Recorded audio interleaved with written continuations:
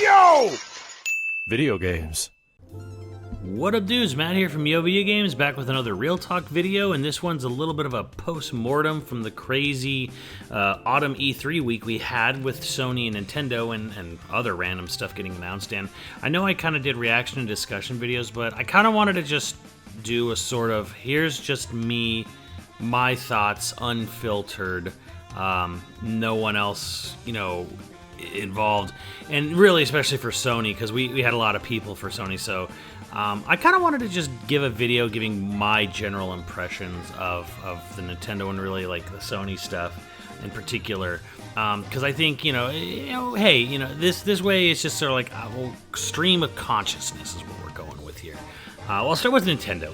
And Nintendo was, again, Nintendo was fairly good. I'm not one of those people who was over the moon for certain games coming back because, frankly, I didn't play them when they came out. Obviously, I'm talking about like Paper Mario Thousand Year Door. That was like the big one. And it's a big deal for a lot of people, especially people who were born in early 2000s or around 2000 or just before or just after. And yeah, it is nice for them. It's almost... It also is kind of like, it's cool, but it's also like, man, it kind of sucks that Nintendo made us all wait so long to have any way of repurchasing that game in any way or capacity. Like, we had to wait for a remake so many years later. But that all being said, just in general, the Nintendo Direct was good, but I want to reiterate that my feelings that the Switch is kind of on its way out feels like it was really held up here. There's a lot of Mario games. There was a period of time where people were kind of wondering why Nintendo was being so coy with the Mario franchise, and this Direct kind of was like almost the clapback. Because I mean, sure, we started with Splatoon DLC, but I mean that's been known and coming for a while, and it's a huge deal in Japan. And but like immediately we're like Mario versus Donkey Kong remake. And then, there's going to be a Mario RPG remake, and landed with a Paper Mario RPG Thousand Year Door remake. And they had a Princess Peach spin-off game, which looks pretty cool, actually. And we got Luigi's Mansion 2 HD version. And yeah, it's very Mario-centric. And then, even if you really want to count it, it's kind of not, but WarioWare is also kind of, sort of, loosely a spin-off, and of course there was Mario Kart 8 Wave 3, DLC.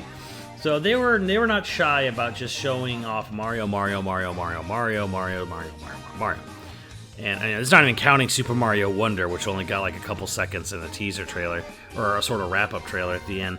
And yeah, these are all looking like good games. That's kind of the one thing we can kind of say. Where it's like, wow, they're really so heavily focused on Mario. Yeah, but they all look good, or they all are good. So it's fine. But I also think this is like, okay, we're not really trying for any major big pushes. One, we're not trying to do really large-scale production, expensive games like Tears of the Kingdom, and things like that. Like, we're not doing that, and you're not doing anything that's sort of like, hey, we're trying to push into a new genre.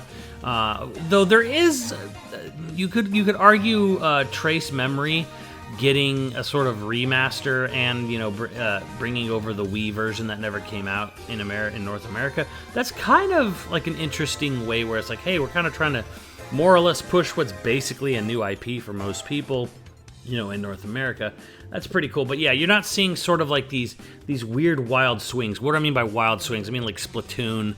I mean like ARMS and stuff like that. Like you're like, Labo even though that was kind of a flop. But you get what I'm saying. Like they're not taking any sort of wild swings anymore right now. It's like, okay, we know Mario sells. We know Mario's safe. We know it's fun.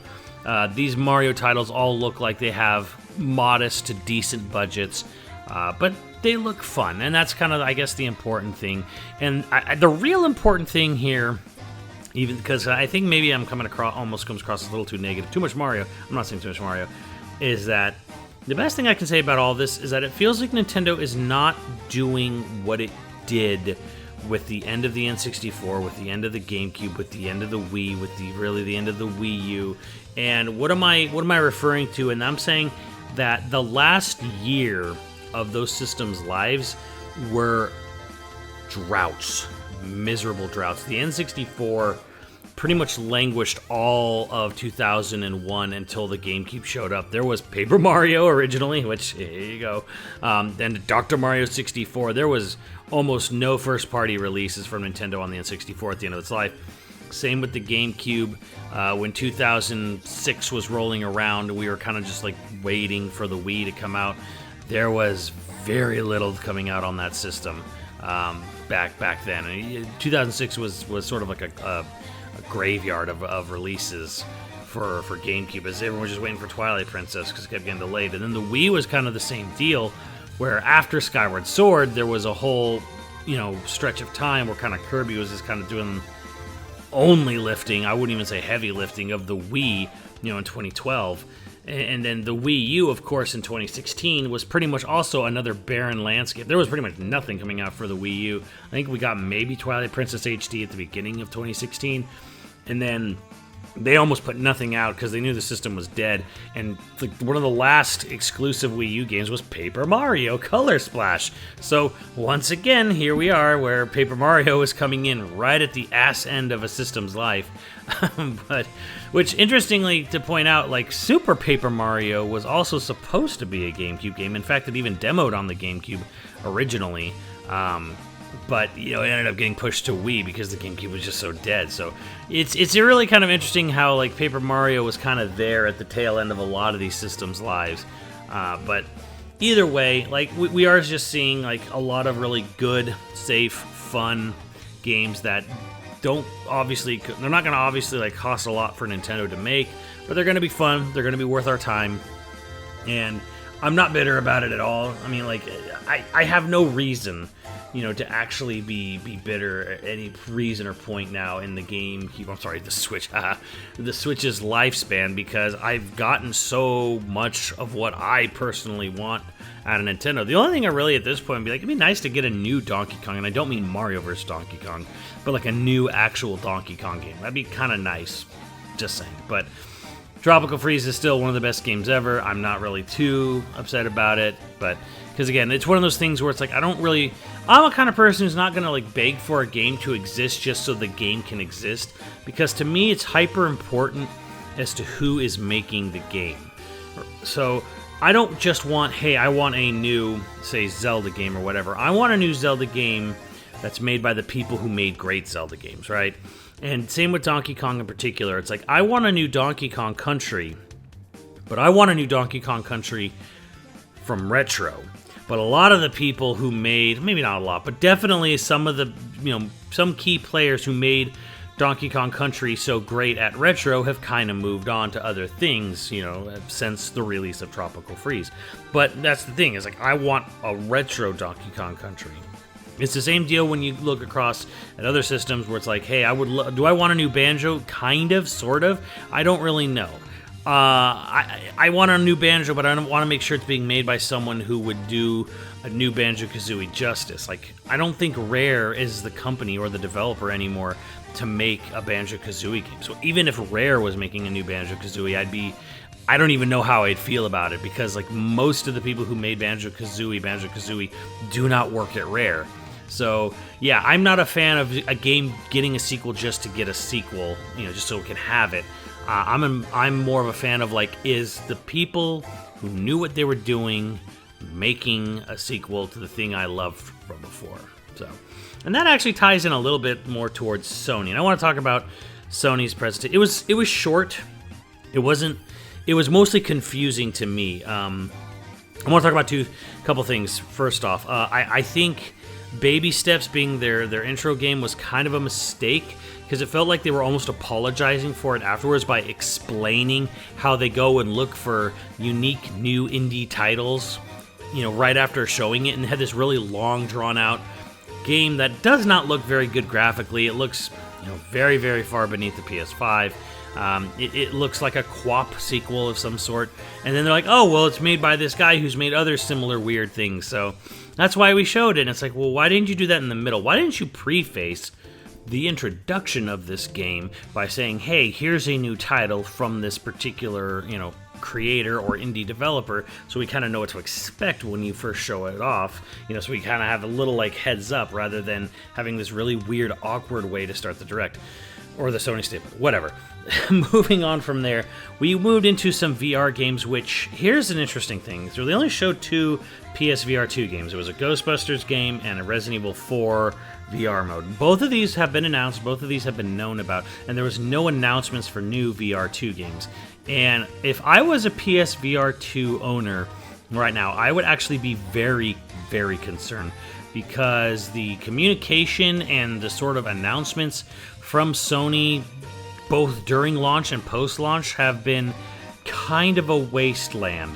That's not to say that Ghostbusters or Resident Evil 4 is bad. These look like great VR2 experiences. They really do. But where are the games for VR2? VR2 is basically its own platform. It's like a Sega CD. It's a peripheral device that requires the use of both a PS5 and a PSVR2 headset to operate. And man, I don't know. Like, Sony seems to be very, I don't know, shy on the games. We got a tease for Separate Ways DLC for RE4, which was expected, but I don't think what was expected was that it was going to come out within a week of the State of Play.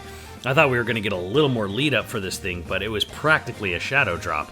Not complaining, because, you know, more RE4 is always a good thing, but I'm excited for this game because it's weird. Like, RE4 Remake is probably one of the best games to come out this year. It's easily going to be in my top 10. But it left almost no impact on me, unlike the first game. And I think that's just sort of the problem with these remakes, man, is that unless it's like a really big game changer like Resident Evil 1 Remake was to the first game, a lot of these remakes, they come out, they're cool, you enjoy them, and you mostly forget about them. I think RE2 Remake was a bigger, more staying power, at least in mind share, because it was a complete tonal shift, a genre shift, really, third person and all that, and it really left a really lasting impression. RE4 is a third-person shooter, like RE4, which was a third-person shooter. So now obviously there's new gameplay mechanics and things are different and look a lot better, but man, it's kind of weird where even when the game is as fantastic as RE4 Remake was, it was kind of like, oh yeah, that also happened. It was good, wasn't it? Yeah, it was good. So, I don't know, maybe you guys feel differently, but for me, RE4 Remake was like, this was great. Moving on to the next game. You know, I kind of just like, that was awesome, and then I just kind of moved right on to the next thing. So, I'm happy Separate Ways is happening. I think it's a $10 DLC or something. I don't know how much it is. I don't think it's very much money. It's fine, whatever. Games are expensive to make. Not too concerned about that. But I think, you know, the thing that what really goes in, and there was, I shouldn't just bypass it, but Helldivers 2 actually looked like a lot of fun. Like, I don't know anything about Helldivers 1. I think it was overhead. This game's third person. It's basically Starship Troopers with all the trappings of modern gaming with, you know, experience grind and FOMO and all that other jazz. But it did look fun. It did look like a good, honest-to-God, like, co-op Starship Troopers experience, so maybe I'll check it out. I don't know. Might be fun. It might surprise me, like Alien Fireteam. So, and of course, they ended really strong, and I wanna really get into this. Let me stress right here, what are my personal feelings of Final Fantasy VII and its trailer? And I thought it was actually pretty good. I personally would like to see more of the actual world map, you know, just the sort of roaming around, because, you know, that's what I really enjoy. But I know that that's really not something that really sells trailers, and it is Final Fantasy VII, and it is a very cinematic game with very world-renowned, beloved characters and cutscenes and everything, and people are going to want to see this. And we did see some really cool stuff. So I knew, kind of like going in, whenever we saw Rebirth again, it was probably still going to be primarily focused on being a cinematic trailer with lots of like ooh ah moments, lots of character interactions, lots of ominous sounding lines, and that's exactly what we got. And obviously the game looks really good. I think it looks phenomenal. Obviously, like the first game is still one of like the best looking PS4 games, and this game kind of, you know, no different. But like, I want to see more, because I know we had that trailer, I think it was at Summer Games Fest or whatever, where we kind of got to see a little bit more of the open environment. But I think what really kind of makes me more excited than anything is if we go back to some of the messages left by Kitase, Nomura, and Hamaguchi online, and we really get into what the director of the game is talking about. And if people don't remember, he had an interview with Famitsu about a year, maybe 2 years ago now, where he talked about how he was really in love and really inspired by the Horizon games. And I'm kind of like, this is it. This is great. This is the guy you want, because if you're going to go and show and expand the world of Final Fantasy VII, because, man, Square loves Midgar so much, and I really don't, and I'm so sick of seeing Midgar. So this is the game where we're no more Midgar. We're out of Midgar. There's so much more to the world of Final Fantasy VII, and getting a guy who's absolutely 100% down with big, open, explorable environments, that is the best thing that could possibly happen to this game. And I really think they got the right man for the job on this one. So I'm just going by what he's saying. I'm going by, because in his personal development note on Twitter that Square released officially, he specifically talked about the world map. He was very pointed about, hey, I want to really bring in, we're going to focus on the world map, we're going to focus on exploration, we're going to focus on mini games and all the fun stuff. And I'm like, this guy gets it. This is it. Yes, speaking right to me, man. So I'm actually very, very excited for this game, because I played through and I beat all the Horizons, 1 and 2, and both their DLC campaigns, and they have a fascinating world. They graphically look beautiful, but they are not fun to play combat. I do not enjoy the combat of Horizon games, man. I beat the games. I beat both of them, and full disclosure, probably about a couple hours in Horizon 1, I just dropped it to easy, and then Horizon 2, I got to literally the halfway point, and then I was like, you know what, I'm done. I played these games on easy because, man, I do not enjoy the combat in Horizon, man. It doesn't feel good to me. You guys, I'm sure there's people out there who love the combat in Horizon, and there's an argument to be said that it's you're shooting bow and arrows at giant robots. Of course, things are going to take a while to take down, and I'm like, yeah, but I'm also playing a video game, so I don't really need that level of realism in my combat. But yeah, either way, my point in all this is that Horizon has a wonderful open world. Horizon has a pretty cool story. Horizon has beautiful graphics. And if we can take all of that, minus its combat, take the combat from Final Fantasy VII Remake, plop that into everything that made Horizon good, but with Final Fantasy VII, we have a winner, guys. We got a really good-ass game on our hands, and I think that's the most exciting thing about Final Fantasy VII Rebirth, is the idea that, okay, this guy loves giant open world, games, beautiful open world games, I might add, not just Magic City Man games. Okay, cool. So he's talking about it. He's not shying away from it. In the letter, he said hey, I really want to focus on this. Sounds great. This sounds great. I honestly, and man, Cloud on a Segway in Costa del Sol. This is exactly the kind of wacky charm I enjoy. Because remember, Final Fantasy VII, you got moments where Red 13 was in a sailor suit on the boat, and he's trying desperately to walk around on two legs, even though he's a four-legged creature, and he looks all. This is the kind of fun, weird shit I want to see.